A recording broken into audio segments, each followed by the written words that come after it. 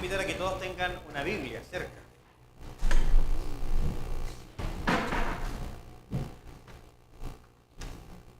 Tengo una sobrando acá si a alguien le falta.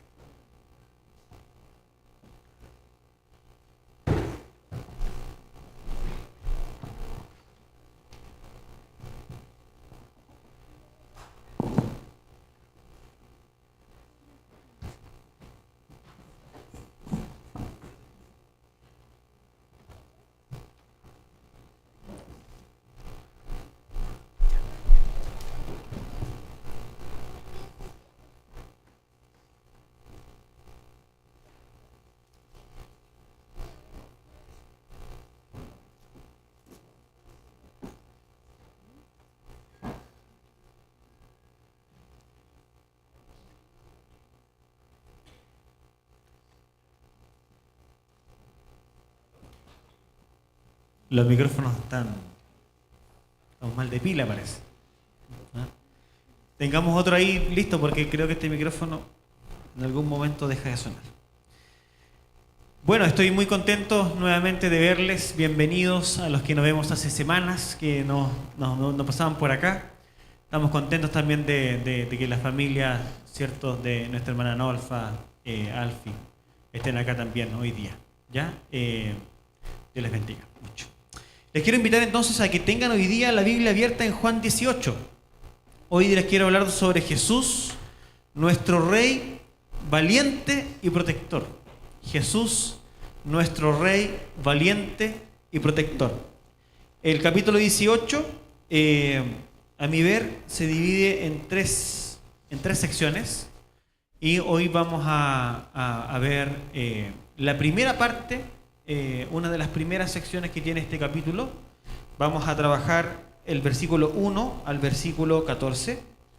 Así que vamos a tener ahí atención a ese texto.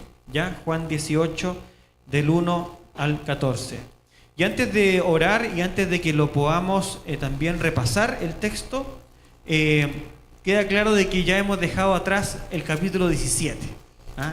Nos demoramos, pero hemos dejado atrás el capítulo 17. Pero no del todo, porque en el capítulo 17 el Señor Jesucristo ha orado por su iglesia, ha orado por los suyos, ha orado por sus discípulos, por los que estaban aquí con Él en ese momento y también por nosotros.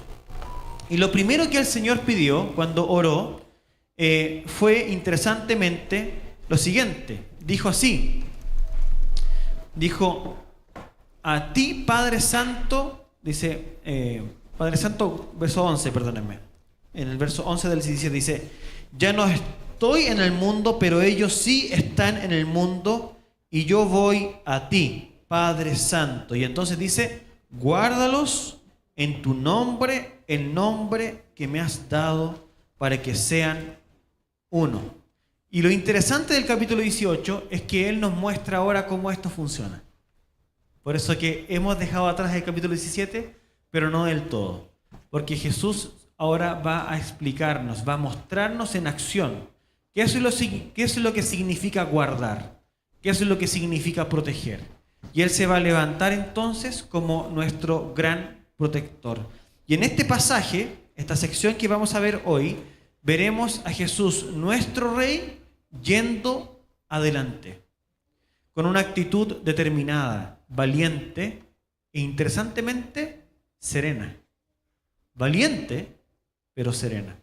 Y mientras lo hace, nos invitará a ponernos detrás de Él, a que abandonemos nuestra violencia y estemos tranquilos y agradecidos y confiados. Así que eso es lo que hoy día vamos a ver en este pasaje. Vamos a orar. ¿Les parece? Señor, al introducirnos a tu palabra, rogamos la dirección de tu Santo Espíritu para que podamos verte en acción. Ver, Señor, cómo eres potente, cómo eres grande, cómo, Señor Jesús, eres realmente el gran pastor de las ovejas. Y mientras lo hacemos, deleítanos el corazón e invítanos a confiar cada vez más en ti. En el nombre de Jesús. Amén. Repasemos el texto, por favor. Vamos a irlo leyendo con pausa. Vamos a leer desde el 1 al verso 14. Lo voy a hacer yo, ¿ya? Y ustedes me pueden acompañar ahí mientras leen. Después de decir esto, de la oración, Jesús salió con sus discípulos al otro lado del torrente Cedrón, donde había un huerto, en el cual entró él con sus discípulos. También Judas, el que lo iba a entregar, conocía el lugar, porque Jesús se había reunido allí muchas veces con sus discípulos. Entonces Judas, tomando la tropa romana y a varios guardias de los principales sacerdotes y de los fariseos, fue allá con linternas, con antorchas y con armas.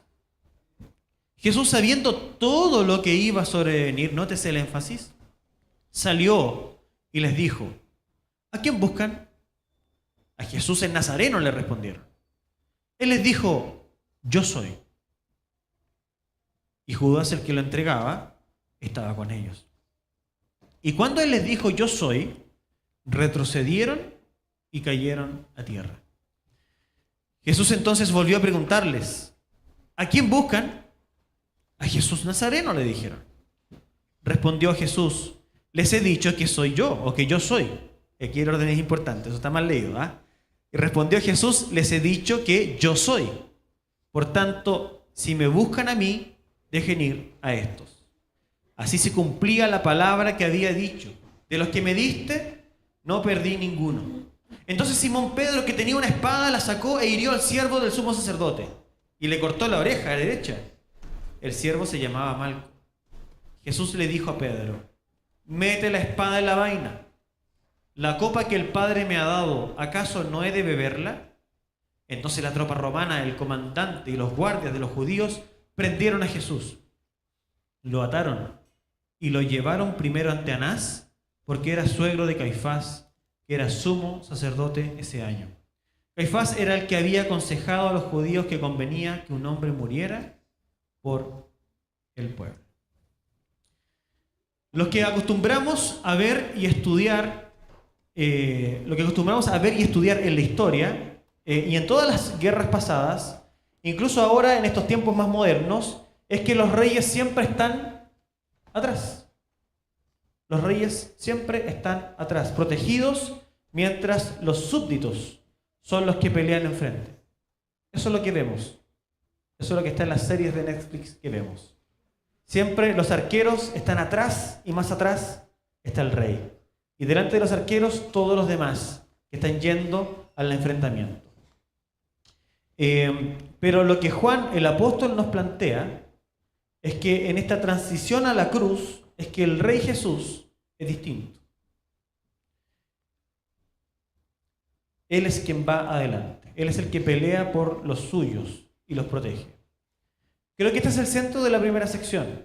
Jesús como nuestro Rey, valiente y protector. Entonces vamos a explorar este texto paso a paso, los énfasis que el texto tiene, y luego vamos a hacer algunas ideas finales. Vamos a hacer el recorrido. Lo primero que el texto nos dice es que después de la oración, el Señor salió con sus discípulos al otro lado del torrente Cedrón. Yo nunca he ido a Jerusalén, pero vi YouTube. Eso es lo bueno de hoy día. Uno puede no ir, pero ve YouTube. Y fuera de la parte este de la ciudad, donde están los muros, está el torrente Cedrón.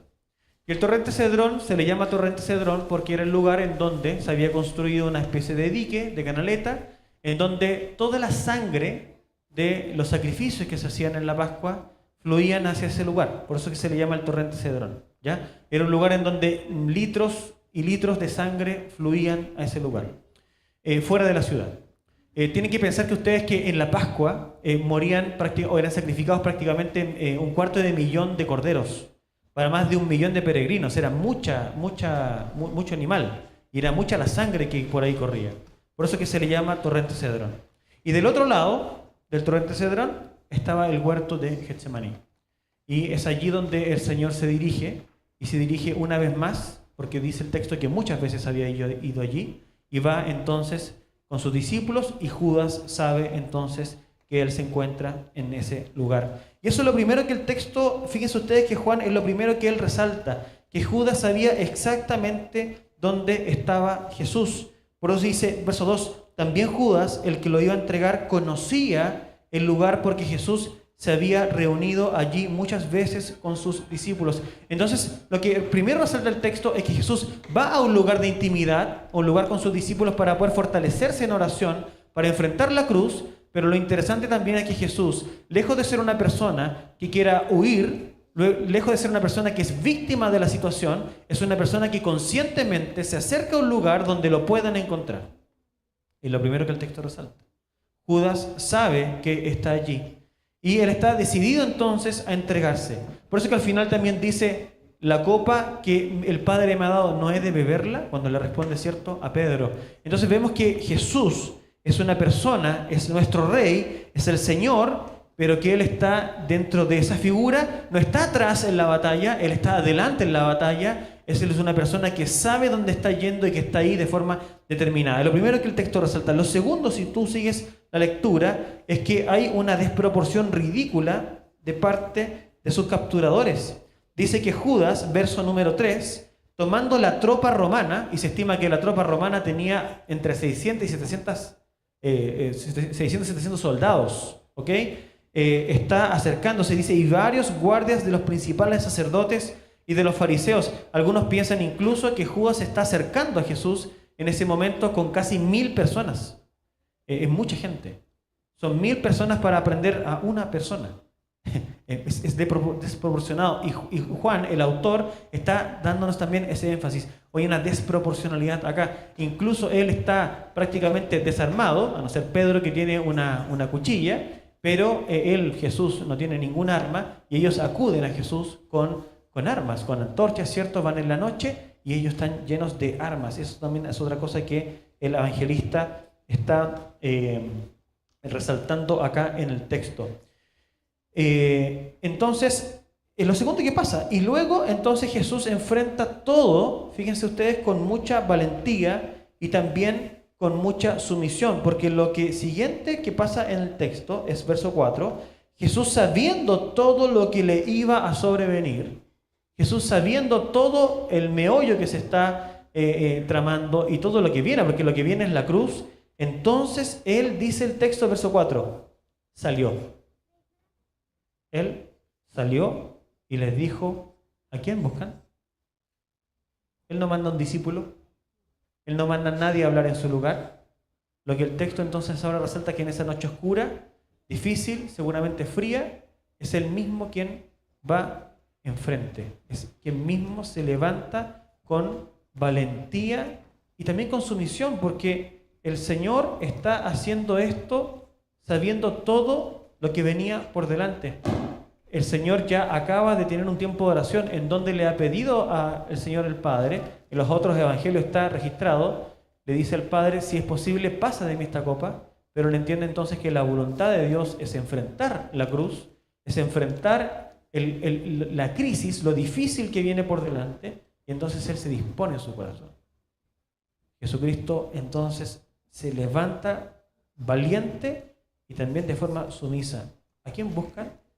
Y entonces, sigue el texto, Jesús, el Nazareno, le responden ellos. Entonces, busca Jesús demostrarle también a sus capturadores que a quien buscan es a Él y no a los que están detrás de Él, porque ustedes van a darse cuenta después en el texto de que incluso Él dice en cierto momento, déjenlos ir. Entonces Jesús se está manifestando acá como realmente el protector de su gente. Y dice entonces el verso 5, a Jesús Nazareno le respondieron, Él les dijo, yo soy. Y Judas, el que lo entregaba, estaba con ellos. Y cuando Él les dijo, yo soy, ¿qué pasó? Retrocedieron y cayeron a tierra. Estoy leyendo el verso 6. Y aquí hay una referencia clara, ¿cierto?, al Antiguo Testamento. Porque es simple recordar, ¿cierto?, el momento en Éxodo capítulo 3, cuando el Señor se aparece a Moisés, y dice el verso 14 del capítulo 3 de Éxodo, y dijo Dios a Moisés, yo soy el que soy, y añadió, así dirás a los israelitas, yo soy, me he enviado a ustedes. ¿Por qué esto es tan importante? Porque Juan, el evangelista, quiere exactamente referirnos a la divinidad por una parte de Jesús, pero también a su humanidad. Cuando la Septuaginta, que ustedes saben que es la versión griega del Antiguo Testamento, fue hecha, antes de que Jesús naciera, por supuesto, y toma este texto, yo soy, lo traduce con la expresión griega bien conocida, ego eimi, yo soy, ¿ya? O yo soy el mismo, ¿ya? Y entonces Juan se preocupa, porque Jesús le responde en arameo, ¿ya? Sí. Esto pasó en arameo, pero está escrito después el registro en griego, y el texto original del Éxodo es en hebreo. Pero Juan se preocupa de poner exactamente las palabras que la Septuaginta tiene, ego y mí. Por tanto, exactamente lo que Jesús está haciendo acá es caracterizándose, identificándose, ¿cierto?, con este Señor Dios del Antiguo Testamento. Y es por eso entonces que acto seguido lo que ocurre es que ellos retroceden, todos, inclusive Judas, que estaba allí, todos retroceden y entonces ellos caen a tierra. Humanamente hablando, alguien podría decir, estaban todos tan juntos, que cuando le da esa respuesta, como un dominó, y todos se caen. Pero pareciera que el texto no da esa sensación. No es por eso que está dando la razón de que ellos se caigan, sino que realmente ellos están apavorados. Los capturadores, las personas que están yendo a Jesús, están con miedo. Ellos están reconociendo que en este hombre hay mucha autoridad y que este hombre realmente tiene la capacidad de destruirlos con el aliento de su palabra. Y eso es lo que dice la Biblia. Dice que Jesucristo es una persona que trajo todo a la existencia por medio de su palabra. Él es el verbo de Dios. Pero en este momento, Él siendo y reconociéndose como el verbo de Dios, como el origen de todas las cosas, como la persona por la cual todo lo que existe fue creado y por medio de Él todo subsiste, reconociendo que Él es exactamente el Hijo de Dios divino, Él en ese momento está rehusándose a usar todo su poder divino porque está allí para obedecer a su Padre. Por eso es que Jesús se manifiesta como nuestro Rey valiente que va enfrente, nuestro Rey protector, pero alguien que está entendiendo también el plan por medio del cual las cosas deben ser hechas. Y es que el revés de todo el sentido de la vida humana está aquí en este punto. Porque lo que nosotros como seres humanos valoramos es el poder. Lo que nosotros valoramos es el empleo de la fuerza. ¿No es eso lo que dice el escudo nacional? ¿Por la razón o la fuerza? Y eso ya venía de los mapuches. Por la razón o la fuerza. La idea humana caída de que se debe imponer por la fuerza las ideas, la voluntad. Pero ahora aquí está el Señor que tiene todo el dominio, que tiene todo el poder, por quien todo existe, está rehusando su poder, y solo al pronunciar su nombre da cuenta de su poder, dado que todo el mundo cae, todo el mundo está apavorado detrás de él, pero él mismo, acto seguido, insiste en el texto y dice, ¿pero a quién buscaba? Fíjense en el texto. Verso 6. Cuando le dijo yo soy, retrocedieron y cayeron a tierra. Jesús entonces volvió a preguntarles. O sea, en ese momento el Señor Jesucristo podría haberlos destruido a todos, pero Jesús insiste en que lo tomen preso. Insiste en que lo tomen preso. ¿Por qué? Porque Él va delante. Porque si lo vemos simplemente de forma humana, lo que está pasando acá es que el Señor se está colocando delante de sus discípulos para que ellos no perezcan y sea Él el que pague delante del tribunal judío y del tribunal finalmente también romano.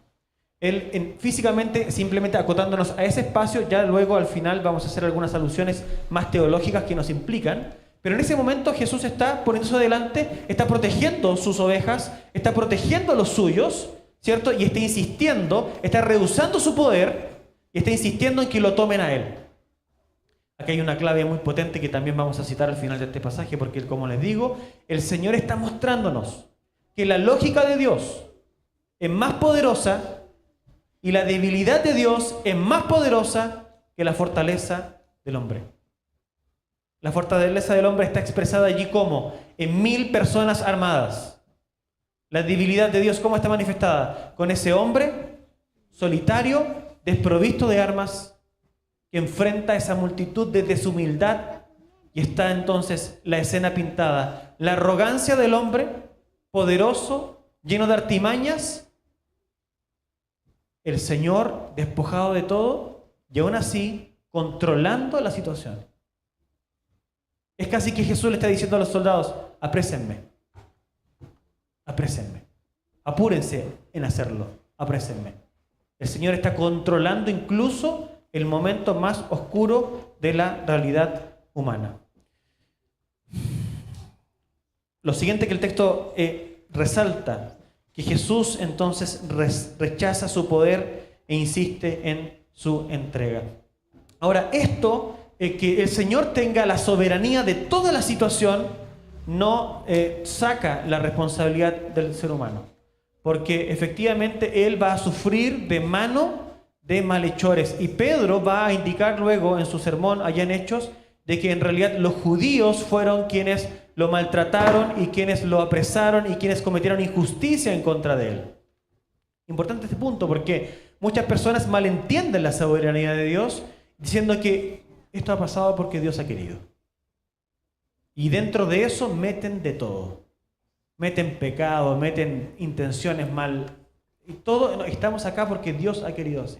Una cosa es que Dios planifique, una cosa es que Dios determine las cosas, una cosa es que Dios prevalezca en su voluntad, y otra cosa distinta es la responsabilidad del hombre. Y acá la responsabilidad de ellos está patente, está a la vista, y el Señor también tomará cuentas sobre la responsabilidad de ellos. Este punto lo vamos a explorar más la próxima vez que prediquemos, cuando veamos mejor la figura de Pedro y de todo lo que está alrededor de él. Ahora, la respuesta natural de un ser humano caído, ¿cuál es? Es responder con miedo y violencia. Y es lo que pasa a pasar en el texto.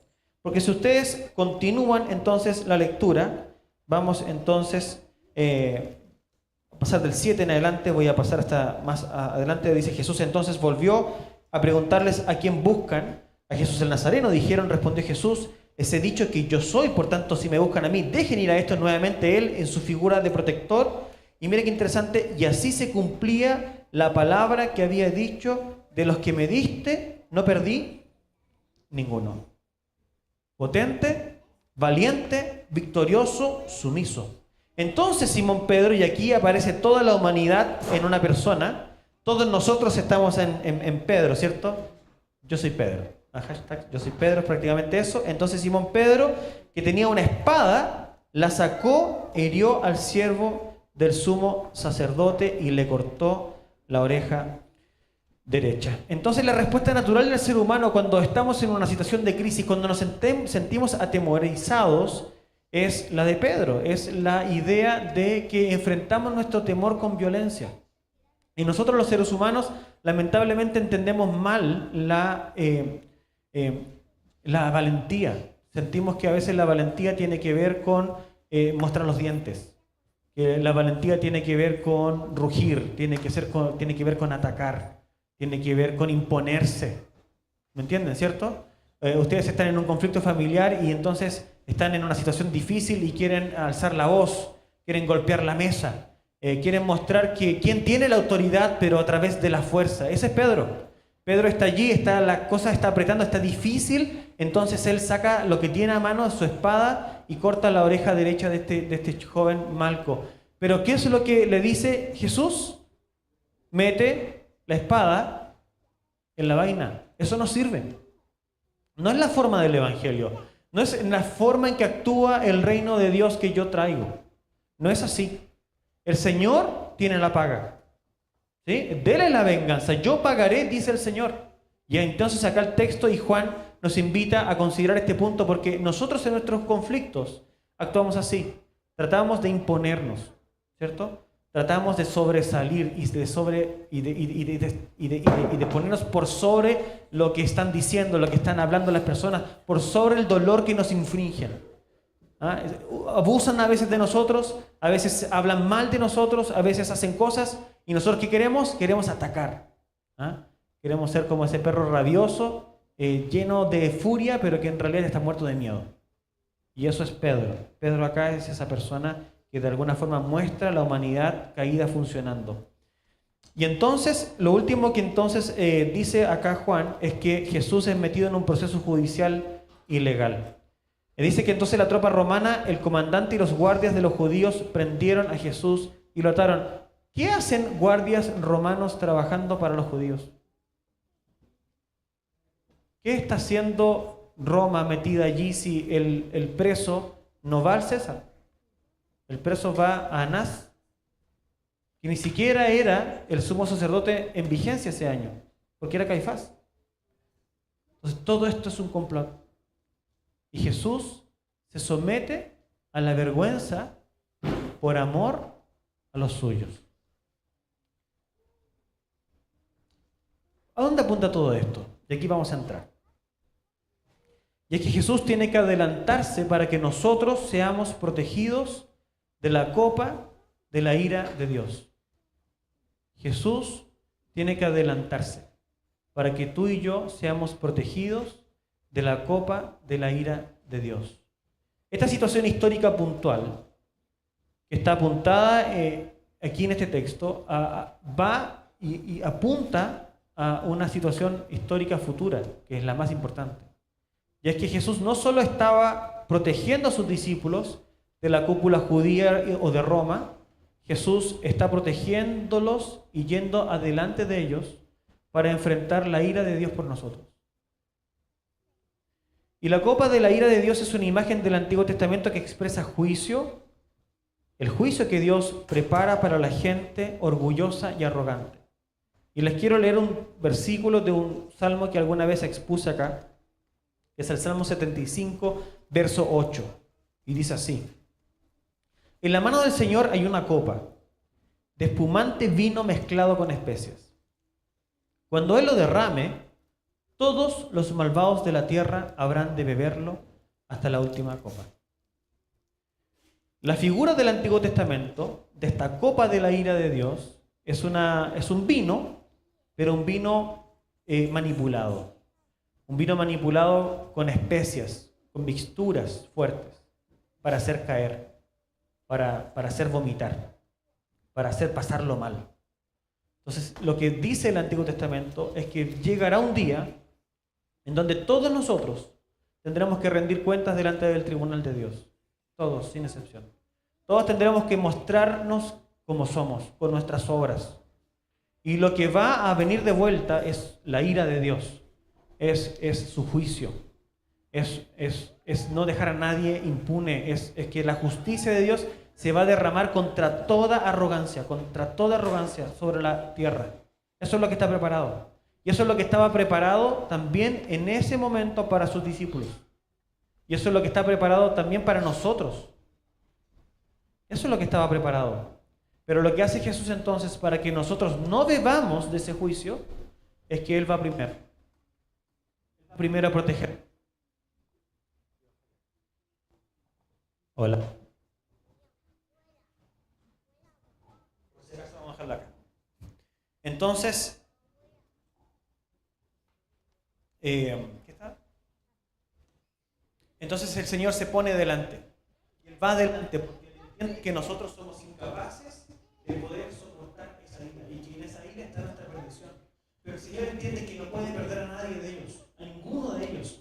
Por eso que Él va adelante, porque nadie se puede perder. Y ese simbolismo allí de que ninguno vaya al tribunal y que ninguno sea muerto por culpa de Cristo o por causa de Cristo, en ese momento es una figura para nosotros de decirnos que cuando llegue el tribunal de Dios, Él se pondrá enfrente con su ropa teñida en sangre para decirle al Señor: yo pagué, yo fui delante, Él está atrás mío, Él está protegido por mí, por mi amor, por mi sacrificio. Yo soy el rey valiente y victorioso y sumiso al mismo tiempo, que da la vida por las ovejas. Abran por favor sus Biblias en Isaías 51, versos 17 al 23. Porque nos presenta un cuadro distinto igual, es el cuadro de su pueblo bebiendo de su ira. Miren qué loco. El pueblo de Dios bebiendo igual la ira de Dios en algún sentido. No este sentido final, del final de los tiempos, pero sí en algún sentido presente. Y esto lo hago para hacer el contrapunto y que entendamos también nuestra situación como iglesia hoy. Verso 17 al 23 de Isaías 51 dice así: despierta, despierta, levántate, Jerusalén, tú que has bebido de la mano del Señor la copa de su furor, que has bebido el cáliz. Y el cáliz es una traducción para hablar del fondo de la copa. ¿Ok? Entonces la idea de beber del cáliz es cuando alguien se empina la copa hasta el fondo. Interesante. Que has bebido el cáliz del vértigo hasta vaciarlo. Estas personas no solo degustaron, fueron hasta el fondo. No hay quien la guíe entre todos los hijos que dio a luz. No hay quien la tome de la mano entre todos los hijos que crió. Estas dos cosas te han acontecido. ¿Quién te confortará? Desolación y destrucción, hambre y espada. ¿Quién te consolará? Mira qué interesante el verso 20. Tus hijos han desfallecido. Yacen en las esquinas de todas las calles, como antílope en la red, llenos del furor del Señor, de la reprensión de tu Dios. Por tanto, oye ahora esto, afligida, que estás ebria, pero no de vino. Así dice tu Señor, el Señor tu Dios, que lucha por su pueblo. He quitado de tu mano la copa del vértigo, el cáliz de mi furor. Nunca más lo beberás. Lo pondré en las manos de los que te atormentan, que te han dicho, póstrate para que pasemos. Y tú pusiste tu espalda como suelo, como calle para los que pasaban. Miren qué importante acá, algunas cosas. Los hijos del pueblo de Dios están sufriendo las consecuencias de padres ausentes que abandonaron la vida con Dios. Esta figura del Rey Jesús, valiente, protector, es la figura que deben encarnar todos las madres y todos los padres que están en el pacto con Dios. Son padres que van delante, ¿sí? Son padres que tienen a sus hijos atrás protegidos. Sus hijos que velan por la vida espiritual de sus hijos. Son padres que oran por sus hijos. Son padres que están preocupados por lo que ellos están haciendo, por lo que están cultivando en su corazón. Son padres comprometidos con la vida de ellos. Y este pueblo de Isaías, esta gente, estos padres del pacto, no están cumpliendo con el pacto. Entonces el Señor Dios ha entregado a su pueblo a disciplina. Y ahora los hijos están sufriendo la falta de valentía de sus padres. Los hijos están sufriendo la falta de protección de sus padres, la ausencia de sus padres. Y lo que dice el texto es que eso no es necesario. ¿Por qué no es necesario? Porque el texto dice, el Señor tu Dios lucha por su pueblo. Pero el pueblo tenía que atentar para eso. Tenía que despertar para eso. Por eso es la reprensión de Isaías. Isaías le está diciendo al pueblo lo siguiente. Ustedes están viviendo una disciplina innecesaria.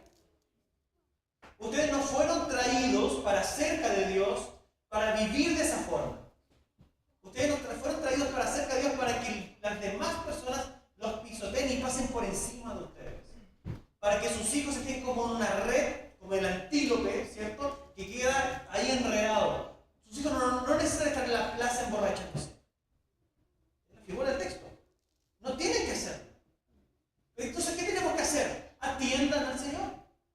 Porque el Señor ha reservado esta copa de la ira no para ustedes. Es para el resto de la gente que no quiere acercarse a su misericordia y su gracia. ¿Qué hacemos ahora entonces? Vengan. Acérquense. En otras palabras, vengan y pónganse atrás. ¿Atrás de quién? ¿De quién lucha por ustedes? Porque el mismo Isaías dice, el Señor tu Dios, el Señor lucha por su pueblo. Y Jesucristo es el Señor Dios. Jesucristo es el Señor Dios también del Antiguo Testamento. Es el gran yo soy que va delante nuestro a enfrentar para que nosotros estemos a salvo. Pero tú debes colocar tu vida a salvo. ¿Cómo? Atrás de Jesús. ¿Y para eso qué debemos hacer? Botar la espada. Botar la espada. Estén quietos y vean la salvación del Señor. Botar la espada significa bota tus artimañas. Bota tus argumentos. Bota tu forma de ver la vida.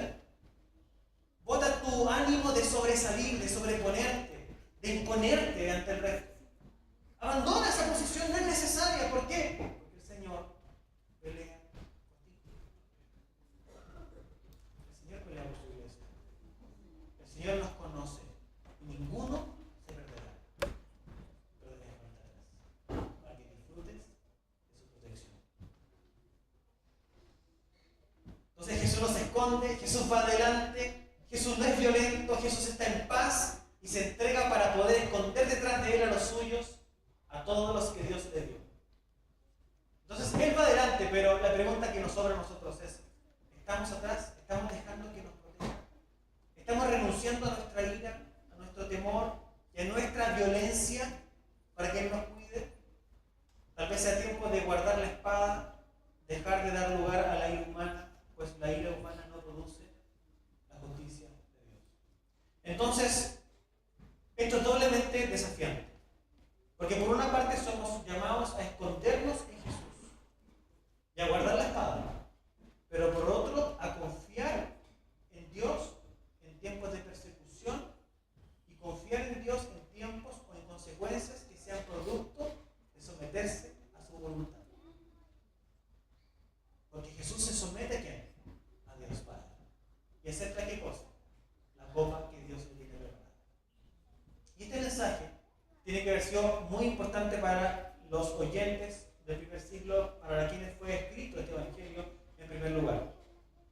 Porque esos oyentes eran ciudadanos del reino del Imperio Romano en tiempos de Domiciano. Y Domiciano fue un emperador muy cruel con la iglesia, que censuró a los cristianos en su imperio, y quienes eran tenidos practicando la fe eran muertos. Entonces también aquí hay una palabra de coraje. ¿Por qué? Porque los cristianos somos llamados a tener nuestra esperanza no en la justicia que eventualmente Dios puede hacer hoy, sino en la justicia que Dios va a hacer mañana. Y nosotros somos llamados a guardar nuestra espada, nuestra forma de resolver los problemas, confiando en la forma de Dios, aunque esto puede implicar esperar mucho. Y a veces no ver el resultado y someternos a su voluntad. Muchos tal vez tuvieron que morir por manos de Domiciano. Y la pregunta de Jesús para nosotros como sus discípulos es, ¿nos vamos a colocar detrás de Él para hacer su voluntad, enfrentar nuestros conflictos a su forma, aunque a veces demore la eventual justicia en aparecer? Entonces, nosotros tenemos que también disponernos como Jesús lo hizo. Jesús se dispuso a aceptar en la forma del Evangelio, en la forma de Dios. Nosotros también somos invitados a hacerlo de la misma forma. Y dar la lucha desde el Evangelio nos va a invitar a ser valientes. En algunos casos particulares, y les quiero colocar algunos ejemplos y con esto termino. ¿Qué significa esto? ¿Cierto? ¿Cómo enfrentamos? ¿Cómo somos valientes? Esto puede tomar una forma como cuando somos estudiantes y enfrentamos una academia secularizada. Y tenemos que enfrentarlo. Ahí tenemos que ser valientes. Porque nuestros argumentos no son bajo la lógica de este mundo, sino que son poderosos en Dios para la destrucción de fortalezas. Eso significa agarrarte de Jesús, ¿sí? Y enfrentar eso con osadía detrás de Jesús. Esto cuando como padres enfrentamos a los que nos quieren robar la libertad de criar a nuestros hijos conforme a la palabra. La sociedad está cada vez más secularizada y quiere decirle a nuestros hijos cómo deben ser. Quieren robarnos la autoridad por sobre nuestros hijos.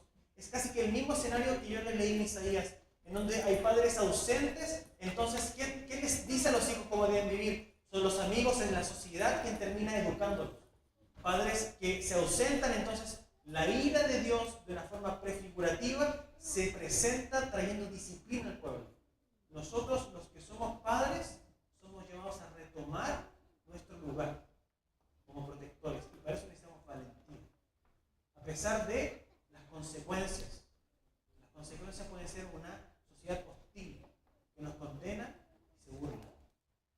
¿Quién oiremos, cierto? Es la pregunta. Cuando los ancianos, por ejemplo, enfrentan una sociedad que ya no les valora, no los quiere escuchar, no quieren saber de su opinión, solo quieren saber de su dinero y de la jubilación para que les compren los tickets a ellos y los planes para que vayan a la pensionada. Esa es la sociedad. ¿Qué hacemos? ¿Qué hacemos con nuestra vejez? ¿La escondemos? ¿O enfrentamos a la sociedad y decimos, ¿sabes qué? La escritura tiene un lugar para mí. Yo tengo un deber como una persona más adulta de educar, de transferir el testimonio, de pasar el testimonio de la vida con Dios a otros, de orar por los más jóvenes, de educar a los más jóvenes, de abrir mi casa para que ellos puedan sentarse a la mesa y escuchar y ser atendidos y recibir las gracias de Dios. Muchas personas que ya están en la tercera edad están desechando cualquier posibilidad de servir a Dios porque se encuentran inútiles, están huyendo al mundo, no están atrás de Jesús. Pero también esto es un mensaje para los líderes de la iglesia frente a las rencillas y situaciones de pecado que exigen, ¿qué cosa? Carácter para poder enfrentarlas. Pero también gracia. Porque tenemos dos opciones, ¿cierto? ¿Respondemos de forma violenta? No, ¿cierto? De forma clara, con la verdad, sin temor, pero con gracia. Y ahí está la magia. Entonces pueden haber consecuencias, pero Dios habrá de dar el pago justo. Y yo al finalizar este mensaje quiero invitarlos a eso, a considerar que las formas de Dios son más sabias que las nuestras. Y nosotros debemos someter todo nuestro corazón temeroso y orgulloso a Dios. Porque Jesús da el pago y Él quiere protegernos, Él quiere guiarnos. Lo más importante no es esta vida también, es importante el tribunal que viene. Y la gran pregunta que también todos debemos responder es si estamos en Jesús para enfrentar el tribunal de Dios que se instaurará cuando Jesús vuelva. Y la invitación entonces es que tú puedas reafirmar tu fe en Jesucristo. Jesucristo es el gran Cordero de Dios que quita el pecado del mundo. Y Él está dispuesto a cargar con tu error, con tu pecado. Pero quiere invitarte a que abandones una postura egocéntrica y arrogante. Y a quienes ya conocen el pacto y están viviendo consecuencias de la disciplina de Dios, ¿cuál es el llamado y la invitación? A reconocer que Dios está adelante, que Dios pelea por nosotros y que no es necesario que insistan en el pecado, no es necesario que insistan en una vida de arrogancia. Lo importante hoy es el arrepentimiento. Y habiendo arrepentimiento, la iglesia y todos nosotros siempre debemos estar con los brazos abiertos. Siempre. Porque nadie debe verse tan seguro de sí mismo que cree que no va a caer. Y ahí somos llamados entonces a abrazar la gracia, el perdón y el amor. Vamos a Señor, damos gracias por Jesucristo, porque Él es Rey. Él es Rey valiente. Él es Rey que pelea por su pueblo. Él es el Rey que va adelante.